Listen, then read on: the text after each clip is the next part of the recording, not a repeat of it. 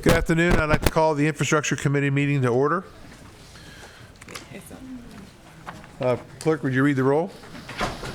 Mr. Smith. Here. Ms. Seiden. Here. Ms. Tanner. Here. Mr. Burt. Here. Mr. Laughlin. Mr. Bender. Here. And Mr. Corbin.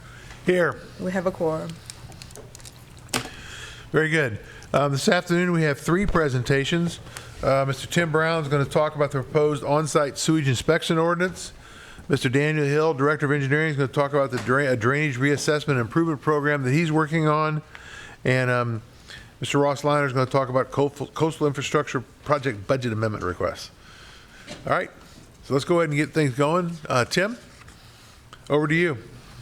Yes, sir. Thank you. Well, good afternoon. Back to talk again about sewer. If you recall, this ordinance was originally introduced back in August of 2023. In August of 2024, the council postponed this indefinitely, and we are now at a point where we're bringing it back before the council. In 2024, the Department of Environmental Services was able to do a pilot program. That was one of the requests that the council made, is that we go and do a pilot program to investigate this issue further.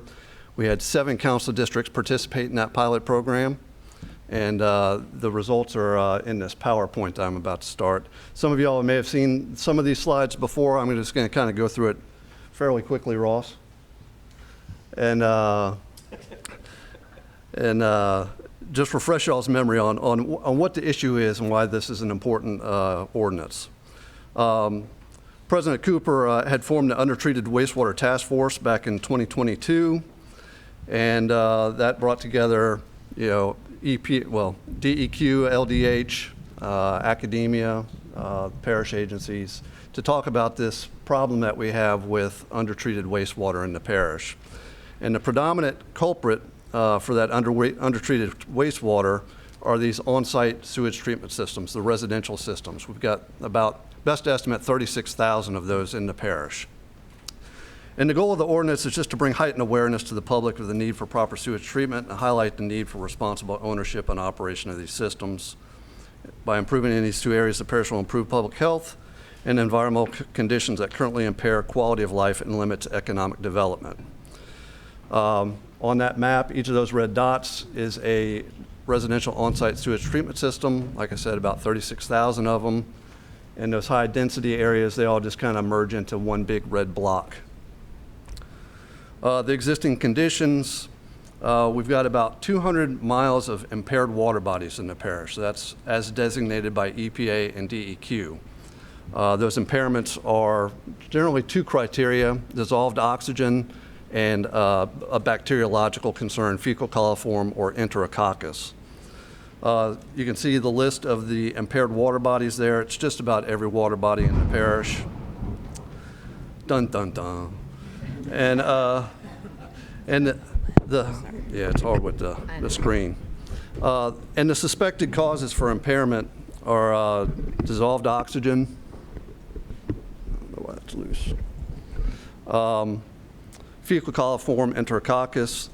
And there's also the potential for DEQ to deny future discharge permits. That would be for commercial establishments or developments.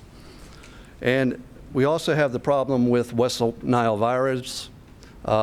These sewage impacted ditches are the perfect habitat for that mosquito, as Dr. Caluette can certainly get up here and talk to you for a couple hours about.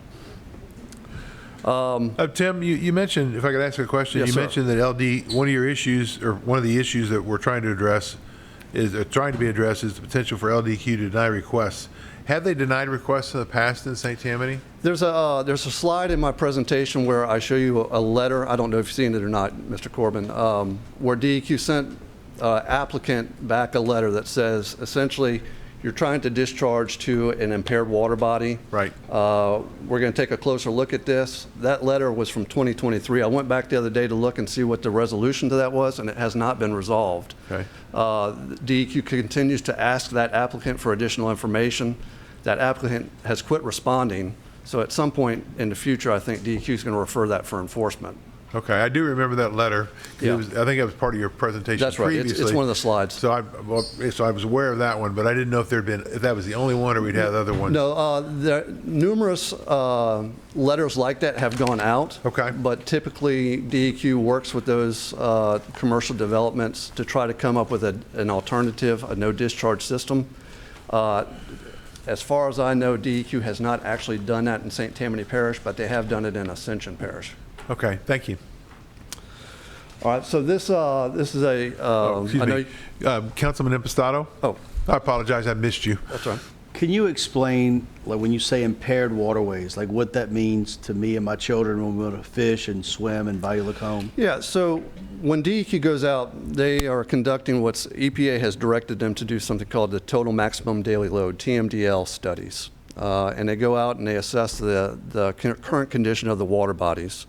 Part of that is taking dissolved oxygen measurements. Obviously, if you don't have enough dissolved oxygen, it's not good for the fish and wildlife. And certainly with all of our fishermen here in St. Tammany Parish, that's bad news because we're not generating as many fish as we would otherwise. For the bacteriological issues, the fecal coliform or the enterococcus, those are directly from human sewage. And there is a human health hazard, obviously, associated with those. So I think the number that DEQ uses is 400 colonies per 100 milliliters to determine, when they do this test, to determine if it's impaired. If it's above that 400, they consider it impaired. So each of these water bodies, with the yellow column, and I'll give you a blow up here, that column to the left with the first yellow column has PCR, that's primary contact recreation, and that's the one that would deal with the bacteriological concerns. You're not supposed to swim in that because of the health issues that are involved. The second yellow column there is fish and wildlife propagation. That would be the dissolved oxygen concern, where the dissolved oxygen is lowered to a point where the fish are leaving the area and you're not getting those fish repopulating. Let me, if I can figure out how to go back. So if you look, the 303D list is a list that's required by the Clean Water Act. The EPA maintains this list, Section 303D of the Clean Water Act. And so if you look on that right-hand column, suspected sources of impairment, it says sewage discharges in unsewered areas, on-site treatment systems, septic systems, and other decentralized systems. So DEQ and EPA are saying this is the cause. We've identified these impairments, and this is the cause, these on-site residential systems. Oh, went the wrong way. So this All right, is Tim, Yes, sir. before you move along, would it be possible for you and your team, we post all the presentations that are made as part of the infrastructure committee are posted on the parish website under the parish council. This is not a usable format the way it's seeing right here. If you could your team reformat this in a way? Which format are you looking at? You have a printout? Oh, I see. Yes. That chart. Yeah. That's got a lot of good information. It tells you what the sources are, but also tells you what the differences are. And at the very top, in very, very small print, it defines each of those terms that you were just defining earlier. That's right. I think this would be a very useful chart as a standalone that gets posted along with your presentation. Yes, sir. So if you take an action to turn that into, maybe do it vertically and then blow it up so that on whatever pages we need, so then we could then post that. If you'll send it to us, then we'll get it posted Will do. along with this presentation. Sure. Thank you. And on the Environmental Services website, we can put that on there. This white paper that was handed out is also on there now. Great. Okay. Along with the YouTube presentation that I did, that Dr. Caluette did, and Christy Trail with Pontchartrain Conservancy about the issue. Great. Thank you. Okay. So these are just graphical representations of that table. The Tchefuncte River impaired, suspected cause, fecal coliform, sewage discharge in unsewered areas. And this, if you notice, this is in the northern part of the parish. This is a segment of that river in the northern part of the parish before it gets to the more highly dense areas that's already listed as impaired. Bogophilia, same thing, suspected cause fecal coliform. Bayou Lacombe, fecal coliform. Bayou Liberty, fecal coliform. And this gets into the economic development aspect of this, and that DEQ letter that we were talking about. So this business wanted to get a discharge permit, and they sent their application to DEQ, and DEQ sent them back this letter. And it's a set in that first blow up there in that red box. It essentially says that the Tchefuncte River is already listed as impaired. It's not meeting its designated use.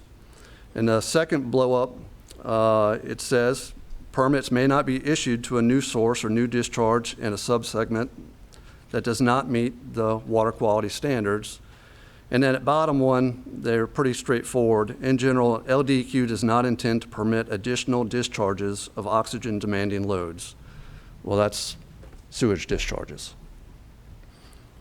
And like I said, that one has not been resolved. They're still trying to get a permit, or they've given up. They may have given up at this point.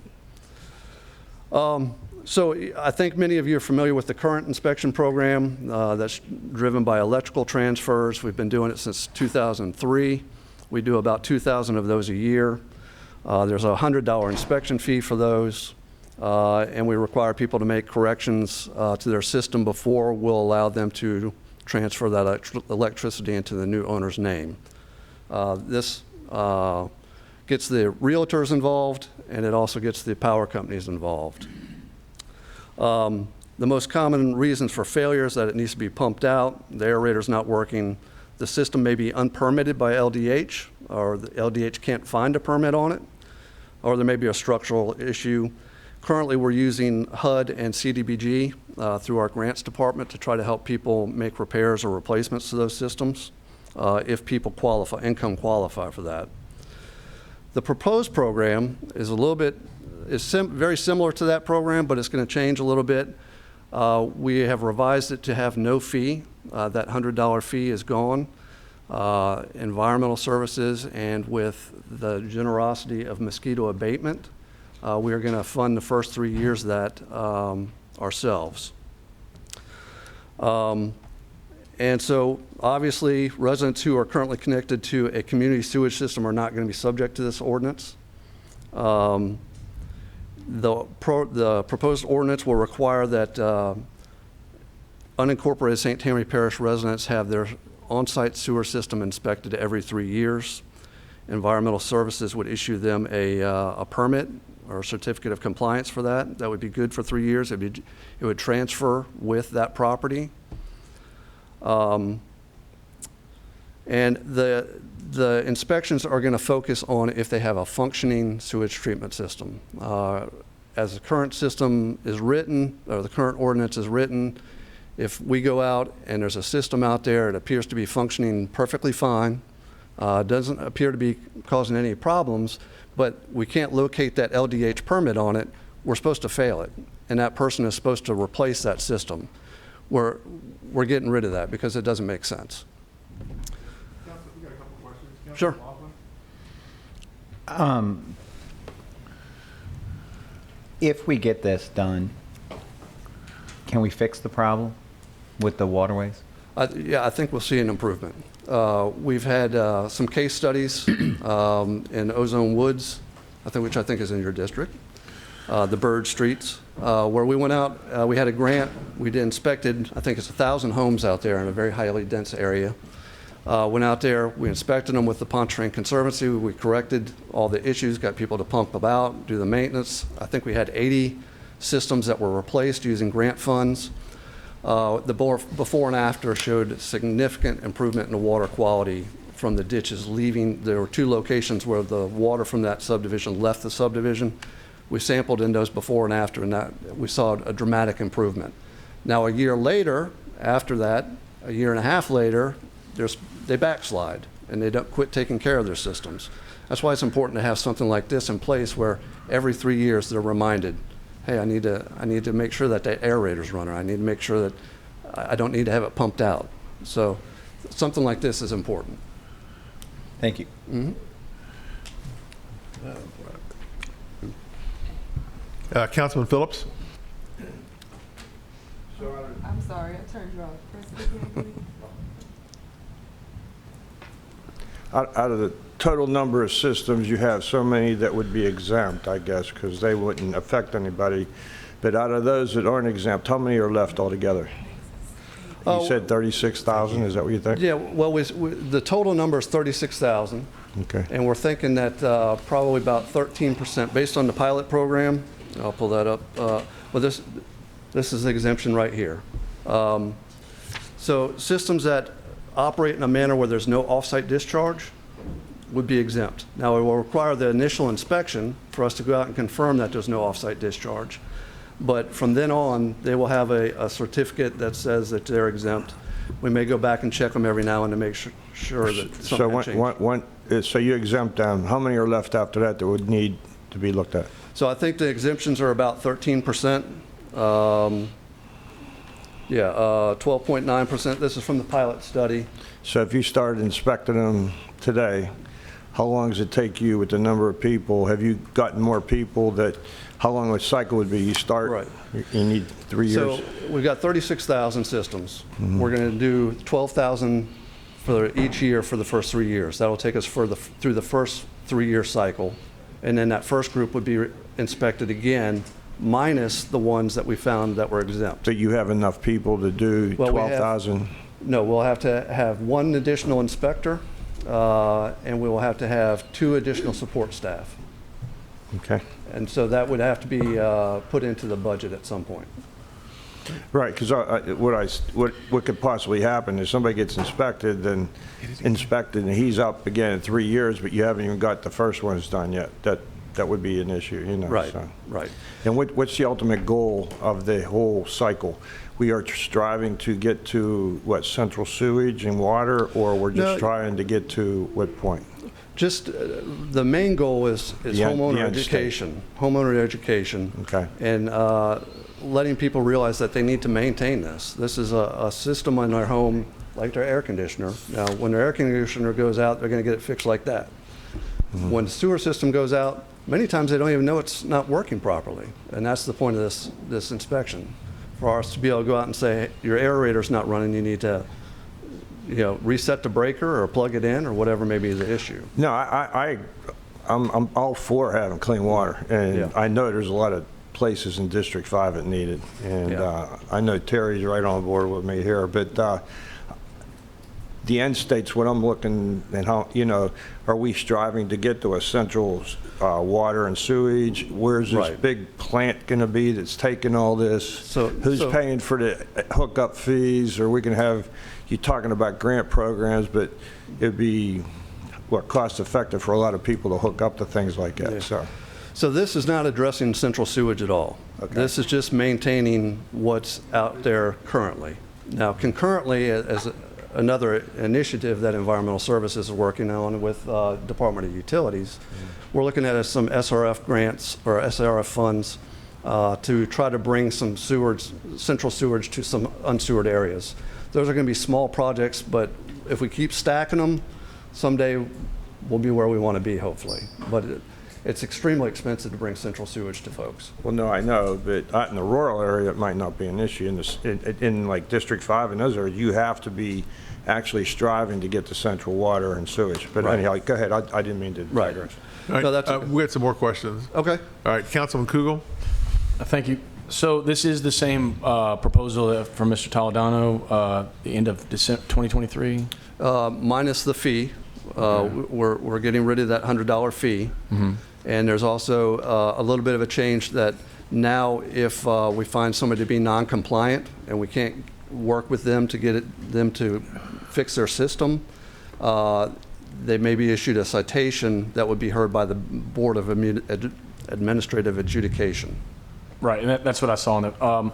So you mentioned about the DEQ and EPA, they determined that septic systems were the cause of the issue you identified. They specifically said that for St. Tammany? Yeah, if you look at that chart, and I know it's very hard to read. And I'll get that distributed. Once he gets it to me, I'll send it to everybody on the. Yeah. Okay, I'll send it to all the council members. If you look at that 303D chart, that's exactly what it says. That it's from the septic systems? Yeah, It says for the, Suspected sources of impairment? yeah, Black River, suspected source of impairment, on-site treatment systems, septic systems, and similar decentralized systems. So those are the residential systems. Okay. So, and then go back to the pilot program. So I think the reason for that, as I understood last year, was so that you believe the pilot program adequately confirmed that this is the solution to this issue?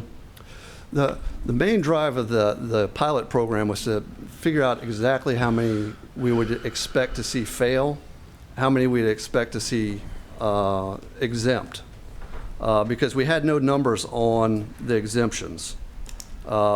So the pilot program did not actually determine that this would be a solution to the problem of discharge? Well, we've done the other studies, the case study in Ozone Woods, where I was just talking to Mr. Laughlin about, where we saw a dramatic improvement in the water quality. Okay. And you said the pilot program's 7 districts. I thought it was 12. I know me and Cheryl, I thought we were the only ones that were exempt from that. No, it was the ones that participated were 1, 2, 4, 5, 7, 11, and 13. It was an opt-in, it wasn't an opt-out. Okay, and only 7 opted in? Okay. One of my concerns, and I think I brought it last year, before I get to that though, so this would open up any sewage, if not exempt, in the entire parish. I'm not going to use the term probable cause because of course that has criminal implications, but there's no like reasonable suspicion like this particular area that's nowhere near a waterway or something, this would still allow you to go onto some person's land basically and inspect their sewage even if they're not even close to a waterway? Well, that's actually been on the books for as long as I've Right. been here, that environmental services can, just by virtue of you having that system and operating it, it gives environmental services the authority to go on that property to inspect it. Did it have the penalties before of $100 per day? It did. And then you mentioned as well they could be pulled in front of a hearing for the Bureau of Administrative Management. That's new. Okay. That, before it'd just be an administrative process through environmental services. So one of the things is all that happens if it's quote unquote non-compliant, and you sort of define non-compliant in there. Could someone be technically non-compliant? And I'll just give you an example. Myself, Cheryl, and I know some others have a lot of rural areas. Could someone be non-compliant that just doesn't have much money or something, and not the ability to purchase a new or repair a septic system? Could they still be technically found non-compliant but not actually be a danger to someone? We'll see all different circumstances. Yeah. And I think that's probably the case. That's why we're trying to continue to use the HUD and CDBG money for people who qualify. And then Yeah. we're also working with DEQ actively on a SRF loan program with our grants department for people who don't qualify for that HUD or CDBG, to try to give them some assistance also. That would be a low interest payback plan for them. So there's nothing yet that provides a situation where you have a lower income person in a rural area, they're found non-compliant, they're now subject to a $100 a day fine, being pulled in front of again, administrative whatever. But right now, there's no program in place to help them financially if they're in that situation? There is. As a matter of fact, there's one in your district, Ponderosa. Our folks went out there recently, inspected a gentleman. He never was available to let us on his property, but we left the information. I think I heard about that. And he contacted our grants department, and they are now working with him to try to replace his septic tank that discharges directly to the ditch. Okay, so what is the requirements for that for someone to be able to qualify for that? Jean, you know? Because I mean, just to get to my point, my concern is you could end up having someone that does not have money to get something fixed, and they could end up being in a really bad situation to where they're subject to fines, they're subject to being pulled in front of an administrative hearing, they have no idea what to do, and and then the whole separate issue, which I know this is sort of, you said on the books already, but some rural areas, if someone, particularly from the government, comes on their land without them being aware, there's going to be a lot of problems that could happen. So that's the other situation I'm concerned about as well. But go ahead, No, Gene. and I'm sensitive to that too, as well. So Currently, once they're inspected by environmental services, they have some violation, whatever it is, repair, pump out, new system, they refer them to our office. And and we have a list and we're in communication with them, so we both have access to it. So as long as they're on our list, they stay, and they're waiting to get serviced through the program by having somebody repair their thing. They don't get the violation, but as long they have to be in our system, and this is if they income qualify, and it all goes by the HUD. There's a chart, and I can send it to you guys, but it's all the HUD published income limits. So it goes by the family size, so it's. If they income qualify, what percentage, you may have to guess. We pay 100% of it. You pay 100% if they income qualify? Mm-hmm. Okay. And they pick it used to be that we had a pump out person contracted with the parish, but it was limited, so now we allow them to pick. They go and get 3 quotes. They don't have to pick the lowest one, but they do need to make sure that it helps them to know that they're paying a reasonable price, even though they're not technically paying, but the federal government is paying a reasonable price for the service. So we just look at it, they pick, and then we cut the check to them and to the homeowner. So is there any way to have a situation to where you could request, instead of having a mandatory where people can enter your property, that you can have some process to where the parish can, or a resident can request, please come on my property, and I believe I've already determined, or however, I'm income qualified, and stick me on the list so that I know I can go forward and it will be paid for. So you're saying if they're not inspected by environmental services? Well, it would, instead of. They just think they have a problem with their sewer system? No, because I guess the way you're setting this up is right now, except for these limited exemptions, anyone in the parish the government, for lack of a better term, can come on their property, inspect it, and they could technically mark them non-compliant.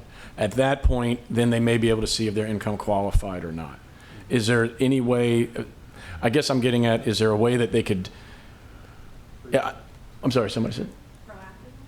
Proactive? Be more proactive, I guess, and say like, hey, I know this is my concern. I don't want, because I think there's a lot of fear of being marked non-compliant and then being subject to all this other stuff. Well, I think the way we have it set up, we'll go out and inspect, and then we're going to leave them the results. We're going to say, hey, your aerator needs to be replaced or whatever it may be. We're going to give them time to do that. At that point, if they don't have the income to do that, they can reach out to grants. And as long as they're making a good faith effort and they're getting into that system, we're not going to start citing them. That's only for the ones that are going to be recalcitrant and not trying to do the right thing. But I'm sorry, just to, one thing I'm always focused on as just an attorney myself, you have the ability to start citing them, but I don't want us to be in a situation where we're giving an oral promise that we will not use the abilities that we are given in this law. If you read the ordinance, non-compliant is after they are provided the results and after they're given an opportunity to make the corrections. So it's not immediate that they're non-compliant. Right, I saw that in there. Okay. It's after they've been prescribed a time period to make the corrections.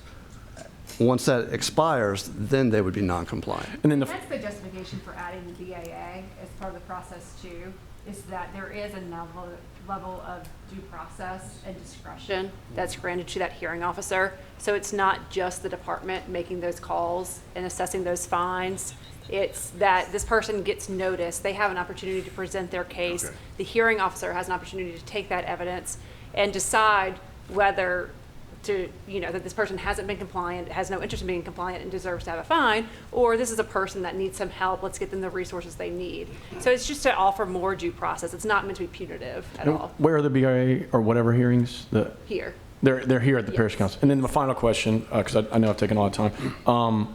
Is there any reason, because I'm understanding you had a very limited study to say that this is successful, I guess, I always confuse between Ozone Pines, which is mine, and Ozone Woods, which is his.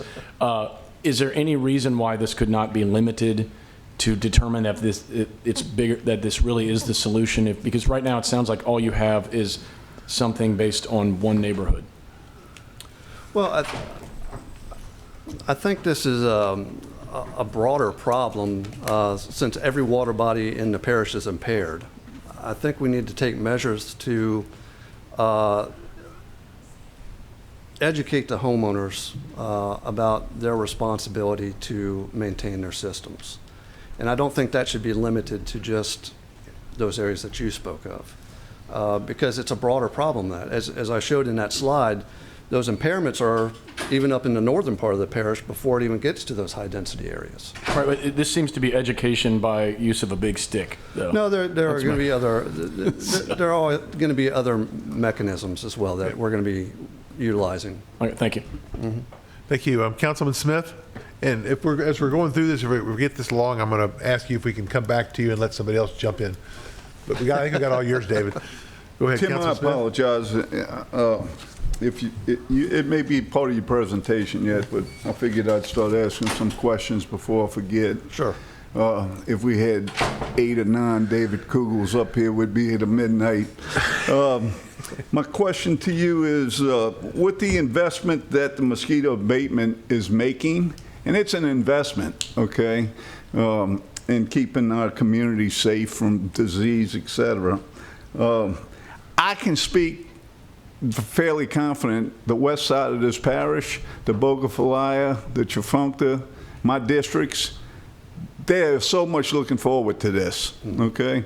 Everybody's willing to say, yes, let's get this done.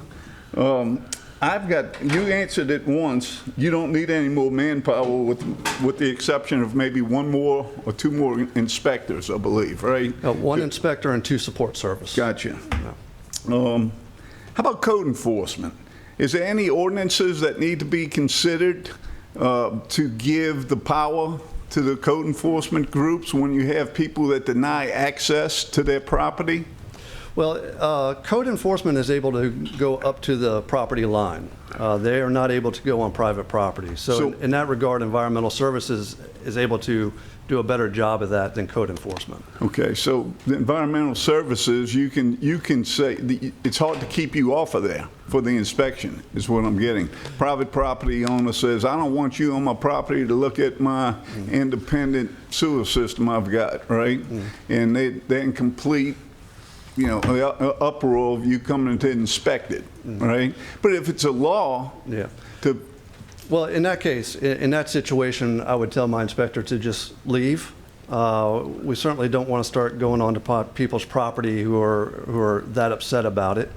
And at that point, we could send them a notice that we were not able to inspect their system and that they need to allow us to and cite the law.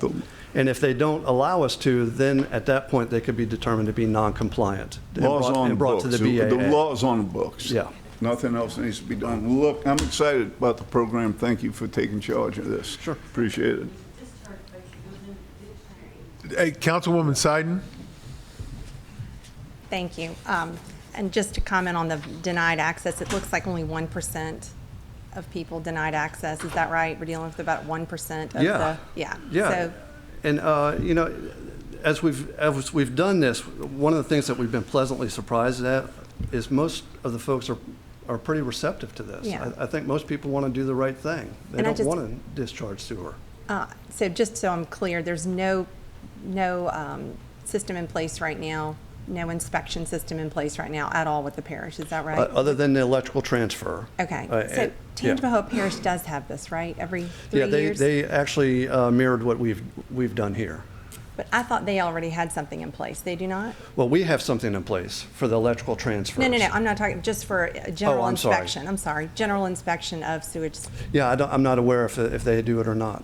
I think they do. I just didn't know if you'd talk to them and see what their results were. Yeah. Just, No, I certainly can reach out yeah, to them. that would be good. Okay, thank you. Yeah, Tim, will you take an action to go check with Tangipahoa and get back to us? I sure will. Thank you. And if you send it to me, I'll make sure the Yeah, that'd be members great. of the Infrastructure Committee and the other council members get that. Thank you, Councilwoman Seiden. Councilwoman Tanner? Yes. Tim, I think we've been through this a number of times. Yes, we have. When Riker was on there and so forth.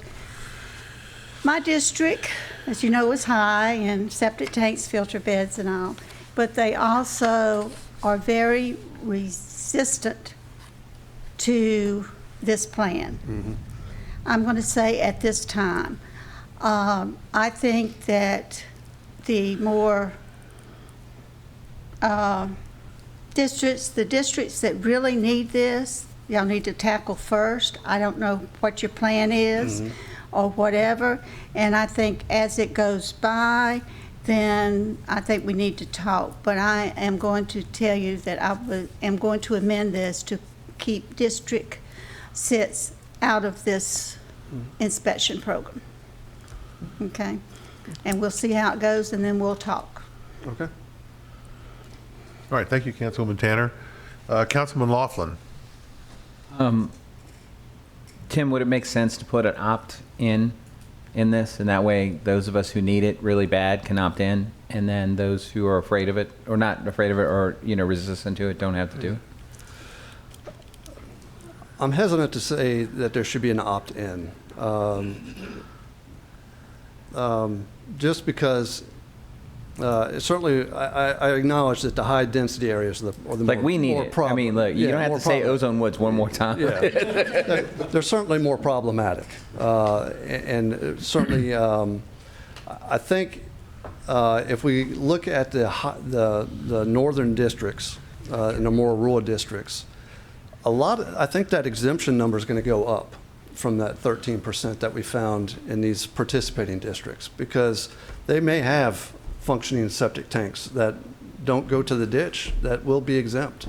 They're larger pieces of property, and so it would have been more expensive at the time they were putting the system in to get it to the ditch than to just put in a filter bed. And that's the same, too, for the spray systems. That's right. I mean, so as long as you're not dumping effluent to the waterway, you should be exempt. That's right.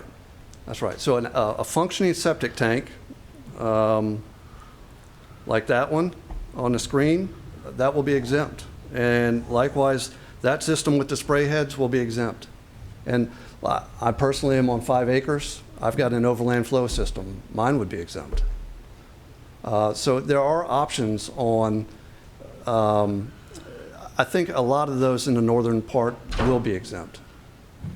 Well, maybe we should just dedicate funds to educate that so that they'll know that they'll probably get exempt from it. Yeah. Because, I mean, I know we in 11, we desperately need this. So, Yeah. But I'm hesitant to say that people up north shouldn't be taking care of their systems, because they should be taking care of their systems. right. Thank you, sir. If I could just jump in real quick, I just wanted to note that I'm very wary of either an opt-in or an opt-out option of this system.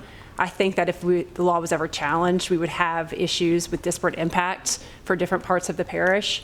I think that if you're going to do this program, it needs to be parish-wide. Otherwise, it needs to be an extended pilot program to get more data. I think that if you are going to move forward with an amendment to opt your district out, there needs to be very clear reasons and rationales that can be supported in court about why a certain population is being treated differently, because if we do have to defend this, I do think it's going to create disparate impact arguments. Thanks, Emily. Councilman Bender? Jerry?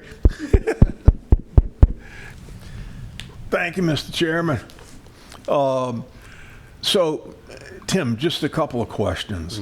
Going back over the last 20 years or so, as we voted to allow, let's say, any particular development, 100 homes, 80 homes, whatever, my recollection is that I think all of them provided their own central sewerage system. Am I correct on that? That's right, yeah. There's an ordinance for the subdivisions that if you have more than 15 lots, you have to provide central sewage. And if you're under that, you have to be, I think it's 5 acres or greater to have residential on-site sewage. Okay. So my first question is, how are these systems that have central sewerage, okay, how are they doing as they get older? I'm assuming some of them hire a sewage treatment company to manage the systems and that. But are those systems part of the problem too? They can be. Those are monitored by the Louisiana Department of Environmental Quality. Those are issued those discharge permits that I was talking about. And those have requirements where they have to take samples from their outfall and report those to DEQ on what's called a discharge monitoring report. And those are either monthly or semi-annually. So DEQ monitors those and takes enforcement action on those when they're not operating properly. And to your point, each of those is required to have a licensed operator, by a operator that's licensed by the Louisiana Department of Health. Okay. My second and final question is, correct me if I'm wrong, as someone sells their home and it was built back when you had the so-called septic tank, okay?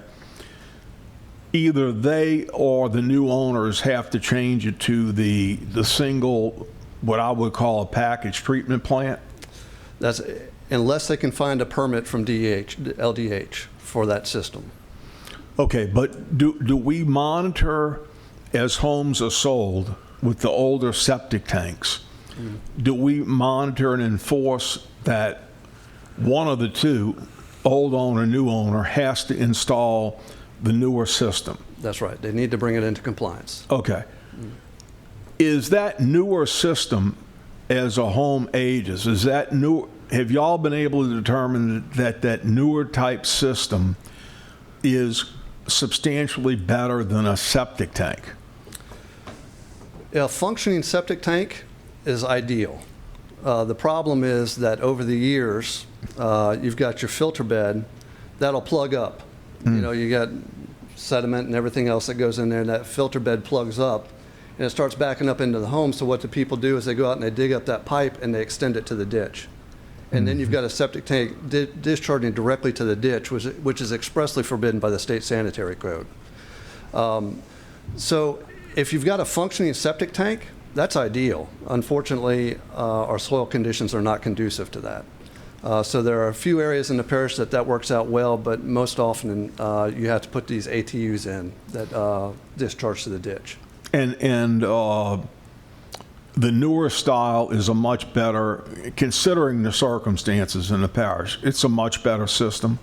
I would much rather have soil that was conducive to septic tanks where we didn't have any discharges to the ditch. Gotcha. Okay, thank you.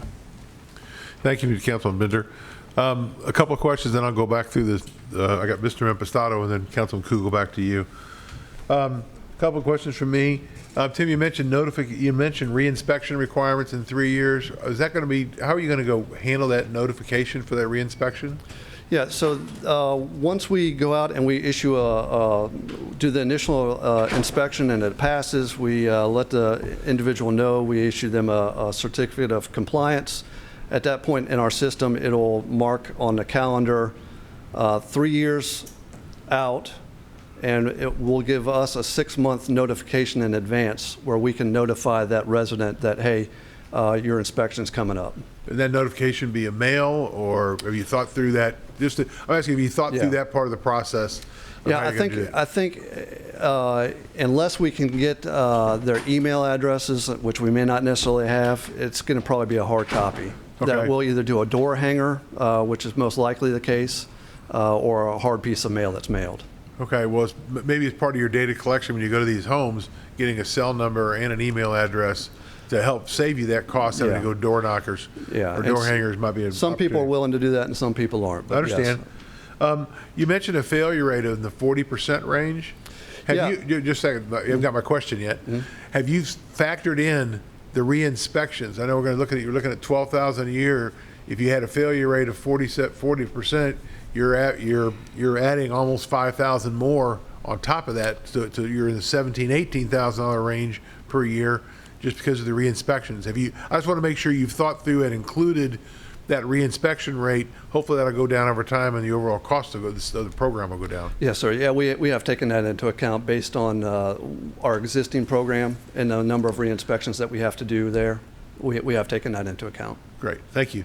Councilman Impastato. Tim, I think you've done a great job. I think this is past being needed. You know, in District 7, and I think throughout the rest of the parish, our rivers and bayous are probably our most beloved natural resource that we have. And unless I'm mistaken, what you're saying is they're polluted with fecal coliform. That's right. And we're swimming and skiing and fishing. And as time goes on, without this type of inspection program, I would have to assume it's going to progressively get worse. So I look at it, I don't understand why anybody would be offended to get a free service now, right? You come to my home, you inspect my system, you tell me if it's working correctly or not. I don't even know why I would want my system not to work correctly. So before I could understand some of the reluctance, people feel like they're taxed and feed to death, but now the service, the inspection is at no cost. If your system is broken, why would you not want to fix it? You know, you can go through any neighborhood, whether it's in Lacombe or Mandeville, we have hidden pines during the summer, you smell it. It's unbelievable what is in those ditches. Your pets are playing in it, your kids, God knows my kids will be playing in it. It is literally god-awful. So I hope we move forward with this. I see nothing negative about it. And if there are some things, I'm sure you all will tweak things down the line. And I feel very comfortable because I know we have a lot of underserved people in the Lacombe community as well in the Mandeville community. And I feel the program you set up for them to get help in the event they cannot afford to replace their system should be adequate. And I certainly know I'll get the calls and we'll deal with them. But I feel like if we don't pass something like this, we are doing a major disservice to our parish. So everything you put together to me looks great. I would encourage everyone to support it. And whatever we have to do to maintain the quality or improve, I mean, not maintain what we have, I mean, because we've already gone down. We need to stop that, improve, and prevent it from ever getting in this kind of condition again. So thank you. Thank you, Councilman Impastato. Councilman Kugel? Thank you, Chairman. First off, just you said there's 36,000 in the parish, and you said about the employees you'd have to add. How many total employees would you have to conduct inspections for 36,000? It would be a total of 6 inspectors. For 36,000? Yeah, so currently our inspectors do about 2,000 a year, Okay. and we've got 2 inspectors. So about 1,000 a year, but my math might be wrong there. But yeah, the six will be able to do that. And the benefit to this program, as opposed to our electrical transfer program, is those electrical transfers are all over the place. We're sending these guys miles and miles and miles every day. When we do this program, it will be a defined area where they're just able to walk door to door, putting out hangers saying, hey, we're coming in the next week or 2 to inspect your system. If you'd like to schedule an appointment, call us and coordinate with us. So, and the next thought is, I know Councilman Laughlin mentioned possibly an extended pilot. I'm sure this time you'd probably have, because I have the same concerns Cheryl has, this time you'd probably have, instead of 7, you'd have 12. Because I kind of what I go back to is the source of why we believe this is going to work is one neighborhood in one district. And just to Emily, if you could clarify the concerns about the disparate impact, that is only if there's a mandate, correct? I'm not sure what you mean by only if there's a mandate, but I mean, any law is a mandate that it be followed. Well, I mean, if you have a program set up to where we have a way for people to request an inspection, the grants and everything else, as opposed to being obligated to allow one, is there still a disparate impact concern? If this was No, but okay. we will, if this does not pass, we will then fall back on what's already on the books, which is what allows Department of Environmental Service to go to any property at any time for any reason. We're just not going to have these certificates that are then transferable and good for 3 years. So without the program, I mean, DES can really go by anyone's house in the parish on any given day for any reason. So this is to try to set up a system that is tracking all of these systems, providing education first and foremost, and then also taking place of the electric transfer, utility transfers, where this certificate's good for 3 years. So even if you're a renter and you are transferring power, every year because you have different renters, this certificate says this this system's been inspected within the 3 years, and that certificate's transferable. So instead of DES going back every time there's a utility transfer for a rental property, they've only gone out there once, and that certificate's still good. So it's meant to actually be less of a burden on the people throughout St. Tammany Parish, because without it, we go back to what's already on the books, what's already in state law, which is any system, any day, any time, and the utility transfer inspections to a every 3-year system with exemptions for those that don't have offsite. I've used the wrong words, but offsite, yes, yeah. So one last question then. If you did, as Councilman Laughlin mentioned, have a pilot program now extended, moving it up to 12 districts, do you think you'd have a lot better data to know the effect of this? I'm sure you would. Because I just go back to, and I'm not trying to stick on this, but it's, you keep, I mean, I don't want to say you keep, but when I've asked, you said we have confirmed based on one neighborhood that this is going to work. And I don't want to misrepresent your point, or but it's, that's kind of what my concern is. My goal is to not have raw sewage in the ditches. That's my goal. Absolutely, yeah. And I think that should be parish-wide. Thank you. Okay. Thank you. All right. Tim, back to you. Moving along in your presentation. We've addressed all the questions so far. I think we've beat this horse pretty good. The expected outcomes, we expect it to improve and raise awareness, and that's the end of it. Okay, well, I do have one last question. As you gather more data, are you going to have as the program gets started, are you going to be collecting that data, and then have you budgeted for processing that data to gain continued ongoing insights? Yes, sir. Like one of the things that I think you're well of that I'd pushed on previously was the 3-year.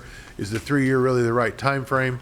So I would hope that as we get people educated and the systems start to move the direction, that one improvement would be able to extend that out for a longer period of time, but based on data and supported by data. That's right. And we actually have a grant fund to do 3 years of water quality monitoring at 20 sites throughout the parish. That should be starting hopefully here in August or September.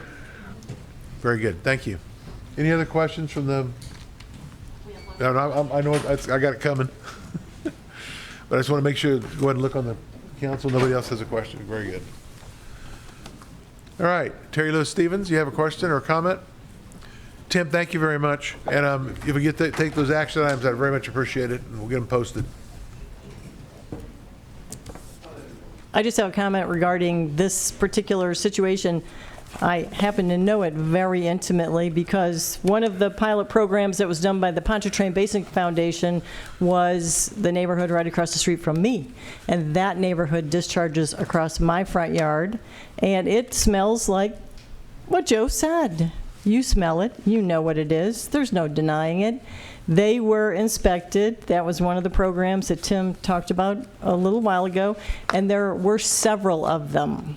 So if you need that data, I'm sure that we can get that from the Pontchartrain Basin Foundation because they did it in Ozone, they did it in Dove Park, they did it in Tammany Hills, as I recall. So there are several reports and studies that have already been done over the years in St. Tammany Parish that we can call upon to show that without fail, 60% of the systems are failing at any given time. And I'll tell you why, because I have one of those systems. The aerator breaks. It costs $18 to fix it. I know how to fix it. I'll make a video and help everybody else learn how to fix it. It's very simple. Sometimes you have to get your system pumped out. It's not expensive considering how often you have to do it, which could be as long as every 10 years. So maintaining your system is what you do so that you're not polluting your neighbors. And them maintaining their system is so they're not polluting you. And it's the right thing to do for St. Tammany Parish. It's way overdue, and I really do encourage everyone to participate. It's the only fair way so that your people aren't polluting my people. Thank you. Very good. Thank you. All right. Moving on, Daniel Hill.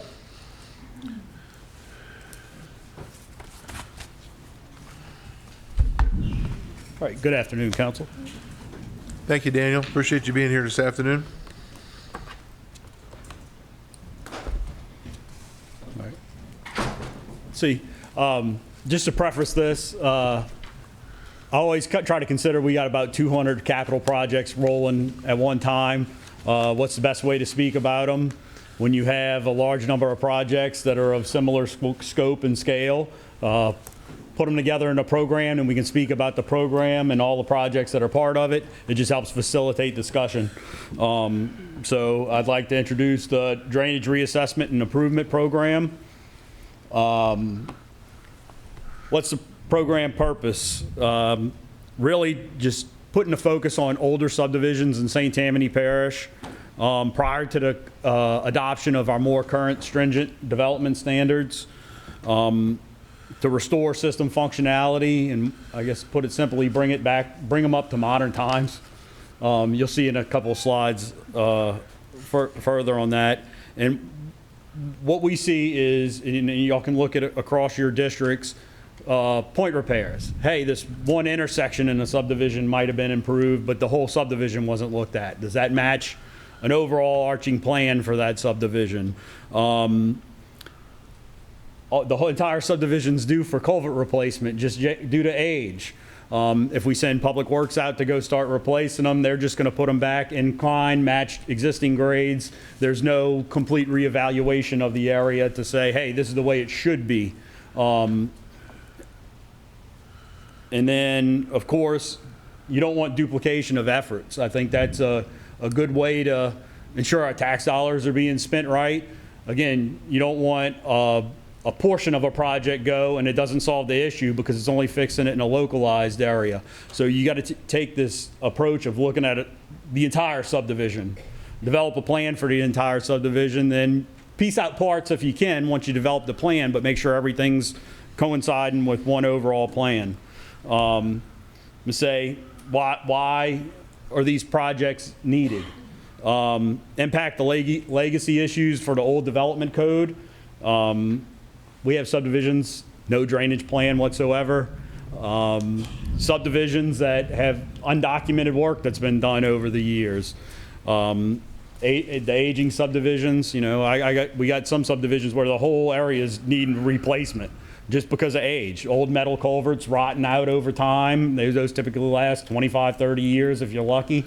The whole subdivision needs to be replaced.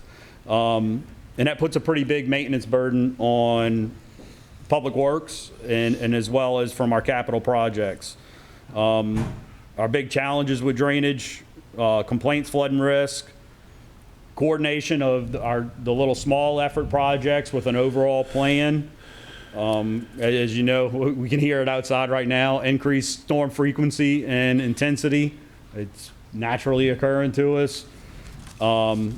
Development pressure and then public expectations that follows that. I guess you've heard planning cases come up over the years. Most of the people that are opposed to new development live in older developments that are in poor condition. So my department staff, Maria Robert on my staff, she worked up this timeline for me, and I gave a handout to y'all that is even more detailed on it, and I think this just highlights something to us, just so you know where we stand in the history of development requirements. So you could look at 1958. You just had to submit an adequate drainage plan in St. Tammany Parish. It was one paragraph, 3 sentences. 1970, we changed it over. It said just meet the most modern engineering practices in your design. Not much else. To Councilman Laughlin and Councilman Corbin, you'll probably find this interesting. 86 and 90, the parish changed the requirements for Bayou Liberty and W15 Canal Basin, but the rest of the parish stayed the same. So they disregarded that for that. So you're looking from 1958 to 1993, we had no runoff requirements in the parish. We had no fill requirements in the parish. So I guess you could say that's the Wild West days of drainage in St. Tammany Parish. So then from 93 to 2004, so that's pretty recent, no fill requirements. Our fill requirements in St. Tammany Parish didn't get instituted in 2004. So again, I just wanted to put this in here. We worked this up. I think it really illustrates why we're in a situation that we're in. So we're looking at projects, categories that would fit into this, age, history of flooding, and amount of active requests we're receiving for drainage work within that area. 22 of our existing projects would fall into that classification.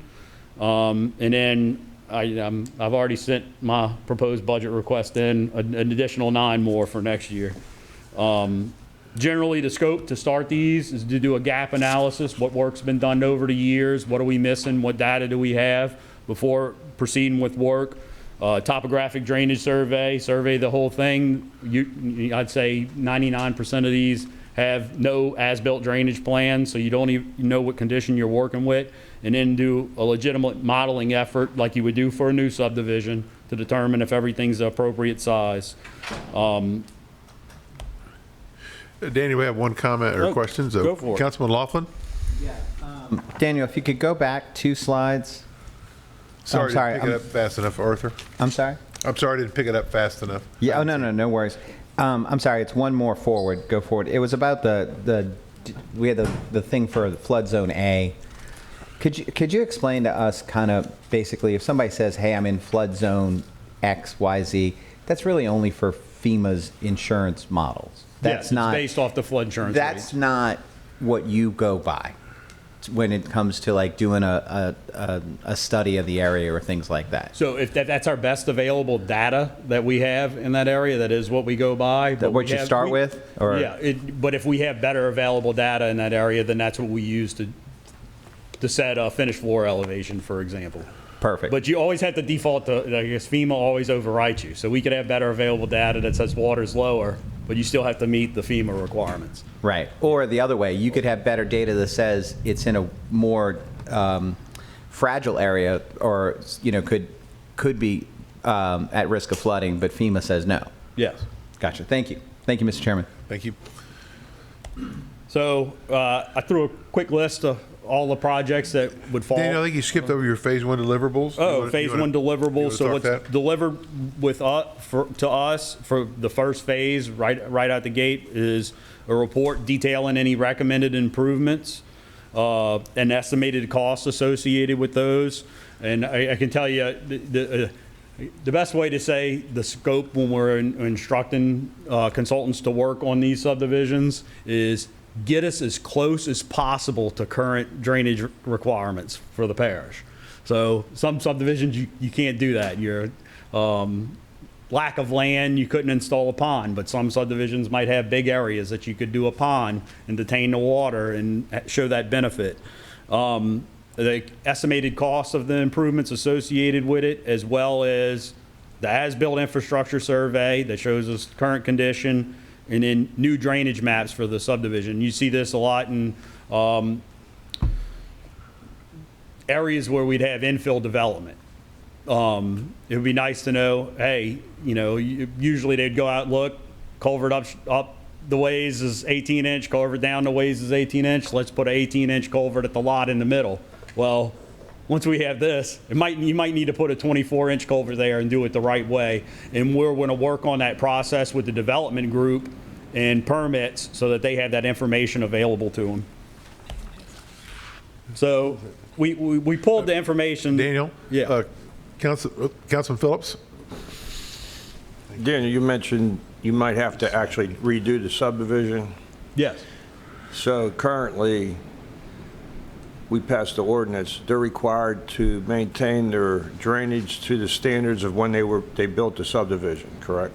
They got to bring it up to snuff, right? So that's not individual residential property owners. No, that's the subdivision. The subdivision itself, Right, yes. or whatever entity. If you improve the drainage, are you going to set them to a higher standard then after that? Like in the future, would they have to do better than what they had to when they were approved? So I guess I can give you a case example of it. We have Forest Brook in District 7, and their pond, they got a tiny detention pond. It was in the requirements. let you flood the streets for detention, I guess is the best way to say it. So if we were to do an expansion of that, then I guess it would be a consideration of whether or not we go ahead and take that whole pond into our maintenance system at that point in time. But in the future, they'd have to maintain that standard with the bigger pond. Like I can't build a new pond and gift it to them for them to maintain. I'm trying. Yeah. Let's see. We got the projects currently in progress. I think Spanish Trail Highlands wins this one at 1928 in age. Councilman Impastato has the second in the salt area at 1934. So it's got some age to it. I'll let y'all glance over the list, but these are projects that we have, and you can see on them. I throw Forest Brook again in Councilman Impastato's district as an example. It was platted in 2005. You remember the fill requirements and everything started changing around there, but we had subdivisions that were in progress under the old codes prior to that. So even you would look at it and say, oh, it's 2005. It would have to meet those current requirements at the time, but that's not the case. And then I have the list of the projects that I requested in the 2026 budget.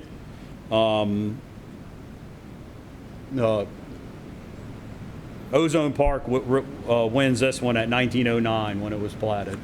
So lots of record in there. They could build on it tomorrow. So Daniel, are these ones that are in progress and the ones that you're proposing budget for 2026? Are these are studies that you're going to have done? Are these done in-house? Are these consultant studies? Are these? We can't handle the full workload of this in-house, so it is consultant support on them. And is there like I know it'd be a rule of thumb or a ROM. Is there a ROM number that you use, a typical study in a subdivision? I recognize size, distance, all makes a difference, but are these $10,000, $100,000, or $1 million studies? No, these are around $150,000. Okay. And I'd say probably $50,000 of that is actual surveying costs just to get the information of the existing subdivision. So you're trying to get reference data that doesn't exist that you need to start with in order to then start the work. Yeah, because we couldn't even start without it. Okay. All right, thank you. Yep. So next steps, what we're doing, we're trying to get a little more proactive with this going forward. Projects that we have been complaints from council, complaints from residents driving these from the amount of drainage problems we have in the area. We're looking at subdivisions pre-2005 and going to kind of work through them, establish a condition of them so we can project what our demand's going to be in the future for those. Projects that are on this list, either budgeted or in our budget request, we did estimate a construction cost associated with it based on some assumed values. Those are assumed values at this point, but when we get the specific improvements lined up based on the evaluation, then we'll be able to fine tune that as we go on. And then, of course, if I get smaller scale improvements, if Public Works would like to go change a few culverts, once we have a plan, we can say, hey, Public Works, here's the plan for the area, just match the new plan for the subdivision. And then, of course, if it ends up being larger improvements in need of detention ponds or stuff, then we'll program it as a full capital project. And then the drainage plans link with our development group, so when infill development happens, everything can be appropriate. Okay. Yep, and that's it. Councilman Impastato? Yeah, Daniel, thank you. Great presentation, and thank you so much for all the help in District 7. Can you talk a little bit about the timeline from start to finish between gathering the data, understanding what you have, creating the plan, and then actually getting the project done? So I would say between the survey work and the evaluation, it typically takes about a year. So. For the whole package? For the whole package, yeah. And again, like I use an example, My I guess, dream is if we evaluate everything and magically everything in that subdivision is the size of culverts it's supposed to be. Everything has a legitimate drainage pattern to it. Like, I mean, that's ideal condition. That's not what we found in the past with subdivisions. I use the Tammany Forest or Arundel area. Arundel's a good example. Is like you need detention ponds in order to solve the issues of it. Councilman Kugel had one in his district, Crossgate subdivision.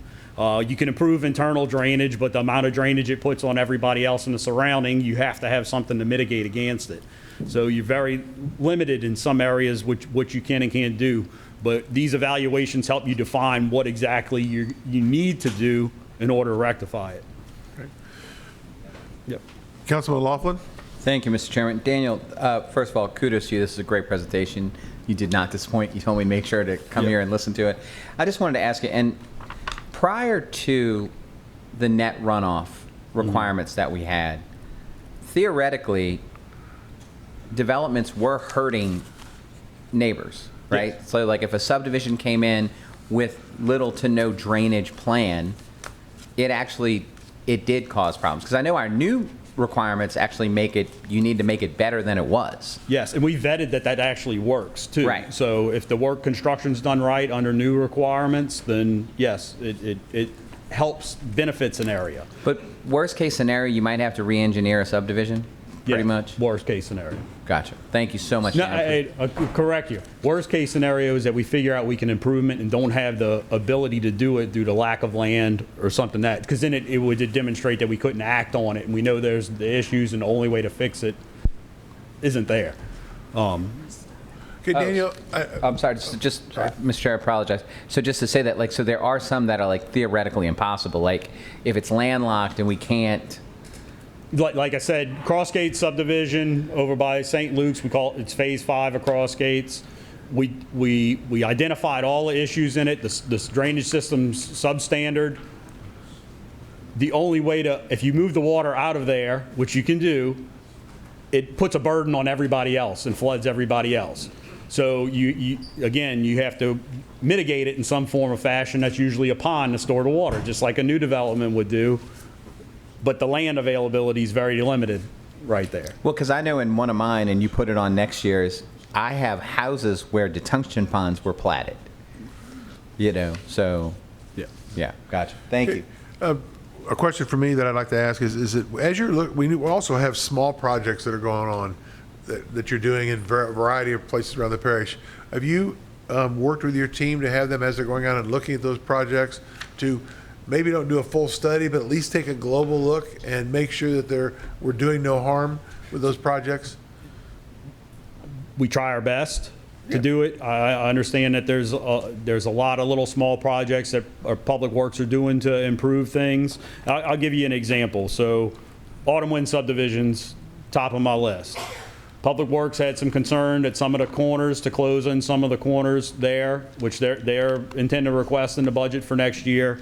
They know we communicated. We know that this is going on. We said, Public Works, we'll make it a priority to make sure Autumn Winds is one of the first ones that go out at the beginning of next year to get that in process.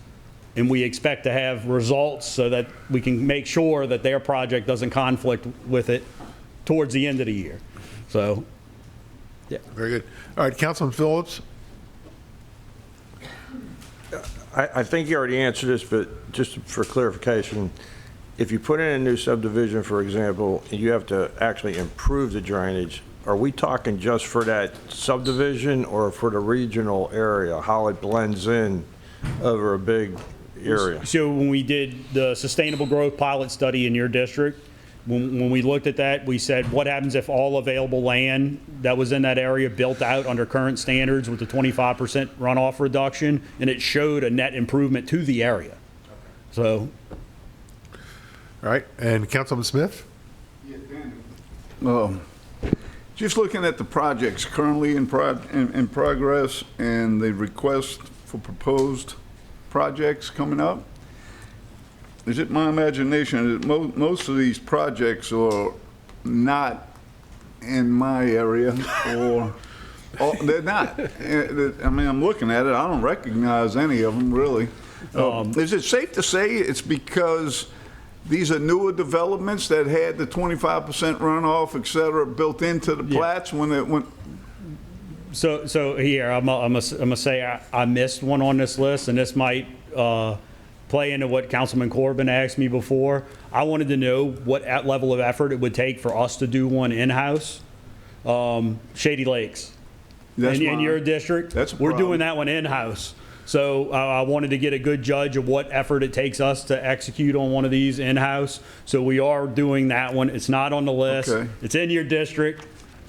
We're running the show on that one. So Gotcha. I was just looking at all the projects. So we have the survey complete, and it's sitting in my staff queue to start modeling it. And look, thanks for all the education, because people like myself, you know, I've known Daniel now for 14 years working with him. You take FEMA. We just had this conversation. What's the worst flood zone? Is it X? He said, no, that's one of the best ones. A. Why do they do that kind of stuff? I think the common person would think zone A is the better one, right? But they always kind of reverse things. But I guess that's what keeps you in business. So we got to come to you and ask you these kind of things. Yeah, but and then just going forward, Councilman Corbin, I'm a group up several projects like this. I just think it helps, again, facilitate discussion, and might even help us when we get budget time in discussions. So we're gonna, I'll follow up with you later on some other grouping of projects. That's great, because like we've done previously, we reviewed projects. So as your studies come to completion, to be able to come in and give us an overview of what you learned, what the challenges are, and what the potential investment might be to go fix that area, gives you an opportunity to go share that with both us as well as the public. Yep. Thank you. Councilman Laughlin? And yeah, thank you, Mr. Chair. Daniel, one more time, thank you so much. This is awesome, but it sounds like we need to do more. So if we want to add to this list, we'd be adding it to the 2027 list, basically? Because I know we already have the 2026 kind of docketed, right? Again, I want to get to the point where I understand the exact status we are with all these older subdivisions. That's something we're going to do as staff. So if you have an area that we want to go assess, pull all the drainage complaints that we've received in the area and start documenting everything, we can start doing that now. So if you didn't see something on this list, let me know. Gotcha. Perfect. Thank you so much. Daniel, on behalf of the Infrastructure Committee and on behalf of the council, thank you very much for bringing it. This is a very proactive look. It's nice to know that it's one that's been started and going on, but also that you're looking at expanding it going forward, because the balance between things that were there before that were not subject to the same level of rules, regulations, that's where some of our problems are. And so that also, that history of that happening, it also contributes to maybe some of the resistance we have to new development that is being driven by the new requirements that are going to that would mitigate some of this, if those requirements could potentially mitigate it, if those requirements have been in place years ago. Yes. All right, thank you very much. Okay, Ross, last one for today. Thanks for batting cleanup. Good evening, Council. Keep this particular presentation short and sweet. When President Cooper took office in 2020, St. Tammany Parish was not participating in bonding out Go Mesa funds. There are, I believe, 16 parishes across the state on the coastal zone that were participating in bonding out their Go Mesa proceeds. We then proceeded to do that at his direction. We hired a coastal restoration and protection manager. That's Randy Pausina. We have 3 amendments on the agenda for budgetary, items, and I'll leave it to Randy to speak about those items. And we have projects from Madisonville to Slidell, up the Pearl River to Miss Tanner's district. So, we keep everything along the coast equitable and protecting St. Tammany Parish. But these 3 projects, Randy will speak on short and sweet. Very good. Thank you, Ross. Thanks for the introduction. They're all yelling at me. I'm be on a 3-minute clock. So, Defunct Habitat Restoration, we'll start with that one. It's a project on the west side of the mouth of the Defunct River. It's basically 3 phases. Phase 1, which recently completed, was shoreline protection, a rock shoreline protection, particularly around the historic lighthouse. Again, that project was finished, and there's 2 other phases to that project. The second one was to build a pier so people could access the lighthouse, and also we can go out there and do maintenance as well. And the 3rd phase would then build a small breakwater to protect the pier.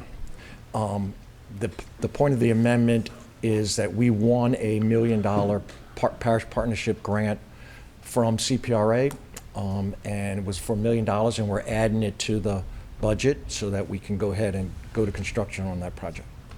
Any questions on? Okay, good. We briefly talked about the Restore Act earlier and the materials. Sorry, but I do have one question. Sure. Do you have a white paper on each one of those, or some kind of summary you could forward to us? Absolutely. Included with the package. I don't see them, but that's okay, Ross. If I've got them, I'll find it. I can send them again. Thank you. That's easy. And again, like Ross mentioned, there's Go Mesa funds in the parish, but there's also Restore Act funds in the parish, and they're managed by the U.S. Treasury, but you have to write an implementation plan to unlock those funds and make them accessible to the parish to use. And there's some $6.2 million, I think, available ultimately at the end of the 15-year payout for the parish. We're about halfway through, and hopefully John will call me one day with good news that our plan is fully accepted and unlocked, which we anticipate to be relatively soon, and we can go forward with the Materials Opportunity Program. Basically, it's looking for materials that we can use in coastal restoration: concrete, crushed glass in the sand, and the Christmas trees, which we've been collecting for years. We've already actually done a couple of projects to get things going. We've been putting Christmas trees in the coast for years now, but recently we got all the concrete from the I-12 widening project, had it donated to the parish out at Low Pond, and then we donated it to CCA and got a grant from Louisiana Department of Wildlife Fisheries and a partnership with Chevron, and built a 2-acre artificial reef off of Goose Point just earlier this summer. That's the type of stuff we're looking at. And look, and I'll tell you, one of the first things I want to do when the money gets available is there's 20,000 tons of concrete in Slidell that are left over from the twin span. Been sitting there since Katrina. We anticipate it'll take about $1.5 million to move that into the lake and make an artificial reef. It'll be the state's largest inshore artificial reef when we do it, and that's one of the first things I want to do right out the box when the money's available. Again, so we're just waiting for final approval from Restore Act. And then finally, I know y'all have heard these accolades a bunch of times, but St. Tammany was recently awarded 2 massive infrastructure risk reduction projects through the 2024 Word of Bill in the U.S. Congress. One was for $6 million, right? And it's ongoing as we speak, trying to buy down risk for the parish. Half of the money is infrastructure, which would be levees, pump stations and such, and the other half of the money would be raising homes, non-structural.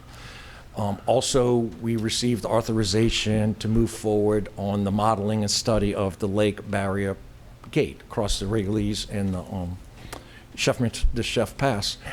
The money for this project, I'm losing my train of thought for a second, but the money for this project is for the consulting firm that helps us manage this. It's a highly sophisticated, super important project, as you know. Mm-hmm. This is the single largest risk reduction investment in Louisiana history here in our parish. In the Word of Bill, it was the largest risk reduction infrastructure project in the nation by a magnitude of 2. So these are significant projects, and we need a lot of help to make sure that the parish is fully equipped and ready to move forward with these projects and be very successful. It's super important that we demonstrate to Congress that we are ready to receive the funds and do the projects and do them right with our partners at CPRA and the U.S. Army Corps of Engineers. So this money brings on a consulting firm that helps us in that task. Very good, thank you. All right, great. Randy, just as while you're up there, just from my perspective, one thing I'd like you to be thinking about is at one of our future meetings, you can tell me about when you think it'll be ready, but to talk about the boat removal. The boat removal area, the project, where we are, how that project is.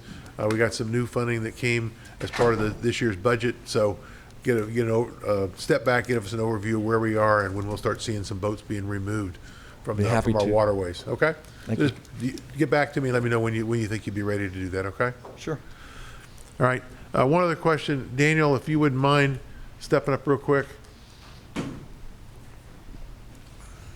I'd just like to ask, this will only take almost a nanosecond. Can you just give us an update on next steps relative to the fishing pier bids being opened, and what are our next steps relative to that? Let's see. So bids for the fishing pier did come in over budget. We're processing the request to FEMA right now in order to get the additional funds, and we're waiting on their word. I don't know, Annie, you got any idea from Natalie how long we expect to get a response out of them? Yeah. Okay. Well, whatever. I know, speaking on my behalf, whatever myself and Councilman Benner can do to help, we're happy to go help in any way we can.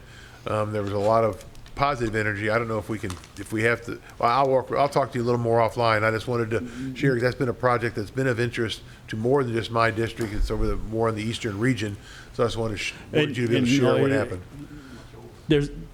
There's some things we can do, but again, we're waiting on FEMA's word. Got it. Okay. Thanks, Daniel. It was about $600,000 over. Okay. Daniel, thank you very much. Thank you. Y'all, for everybody that's presented today, thank you very much. I want to remind everybody on our the dais, as well as in the public that might be watching, that we are posting these presentations every time. We're posting them online. It's on the Parish website underneath the Parish Council. It's over on the left. We're on the left-hand side. So we're putting those out there so they're available for you. Thank you all very much for your time. Can I have a motion to adjourn? So moved. Off.